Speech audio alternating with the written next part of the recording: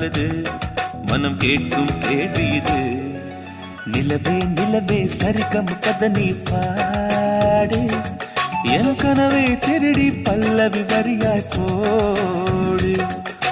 நிலவே நிலவே சரிகம் கதை நீ பாடு, என் கனவை திருடி பல்லவி வரியாய் போடு. உன்னை ஒவ்வொரு இரவிலும் தேடுகிறேன்,